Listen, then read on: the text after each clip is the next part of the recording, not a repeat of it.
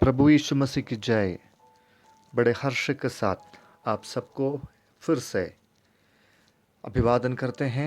इस वचन अध्ययन में स्वागत है। पहला शमूएल का पुस्तक 7 अध्याय 12 आयत। जीवन के सफलता को देखकर हम सब धन्यवाद के साथ कहने वाला एक शब्द है एबेनेज़र। यहाँ तक यहोवा ने हमारी सहायता की। परमेश्वर सहायता करने से ही हमारा कार्य सफल होता है। आजकल मनुष्य एक दूसरे की सहायता करने से मुंह मोड़ लेते हैं। विशेष करके वर्तमान के कोविड परिस्थिति में किसी का सहायता कोई चाहता भी नहीं है। मनुष्य के अकेले का प्रयत्न व्यर्थ हो जाता है। एदन बगीचे में पाप करने के बाद परमेश्वर आदम और हव्वा को बगीचे से बाहर कर दिया और उनको परिश्रम करके जीवन जीने का वरदान दिया। तब से लेकर जीवन को सफल बनाने के लिए मनुष्य प्रयत्न करते आ रहे हैं और प्रार्थना भी करते आ रहे हैं। हर एक व्यक्ति अपने जीवन में कामयाब होना चाहता है, चाहे वो किसी भी क्षेत्र का हो। लेकिन पवित्र शास्त्र हमको ये समझाता है कि केवल मनुष्य का प्रयत्न उसको ऊंचाई पर नहीं पहुंचाएगा। मनुष्य के प्रयत्न के साथ यहोवा परमेश्वर खड़े रहते हैं तो चाहने वाले मुकाम तक वो हमें पहुंचा सकता है। पहला शमूएल 7 अध्याय अपने आर्थिक कामयाबी के लिए यहूदी प्रभु की प्रशंसा नहीं कर रहा है।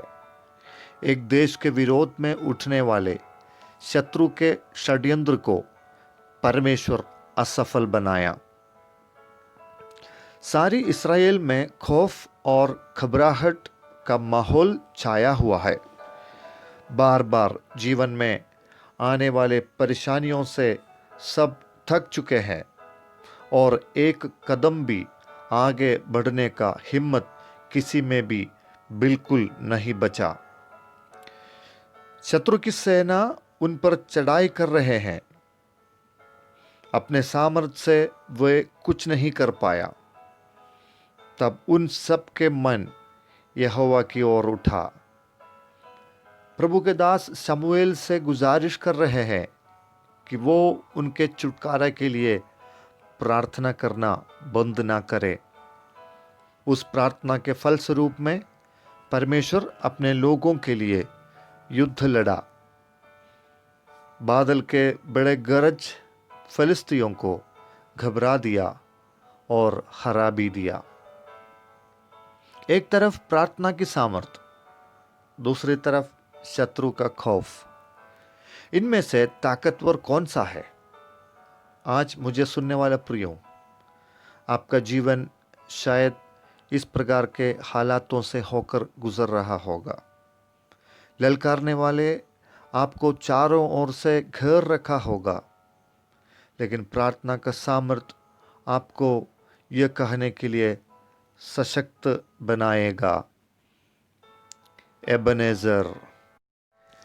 यहाँ तक हमारी असफलताओं पर जय पाने के लिए, बीमारी पर चंगाई पाने के लिए, महामारी से छुटकारा पाने के लिए, शैतान की युक्तियों को हराने के लिए यहोवा ने हमारी सहायता की। यहाँ तक हमें चलाकर लाने वाले राह को एक बार मुड़ कर देखिए और आज धन्यवाद के साथ कहें, एबेनेज़र। यह विजय का, सफलता का और छुटकारा का ध्वनि है। प्रार्थना करें।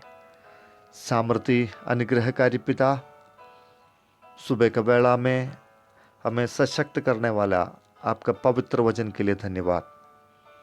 सामर्थ भरे वचन आज हमें जीवन के सफलताओं के ओर ले जाने के लिए सहायता कर, मदद कर। प्रभु जी, आप एबेनेज़र है, अब तक हमारे बैरियों पर विजय दिलाया, हमें मदद किया, आश्वासन दिया, इसलिए धन्यवाद। वचन सुनने वाले प्रत्येक के जीवन में आज एक छुटकारा दीजिए पिता परमेश्वर। जिन जिन बातों से वो परेशान हैं, उसके बीच में परमेश्वर के छुटकारा प्राप्त करने के लिए उनको काबिल बनाएं। प्रार्थना सुनने के लिए धन्यवाद, आशीष का कारण बनाएं। यीशु नासरी के नाम से दुआ मांगते हैं, आमीन।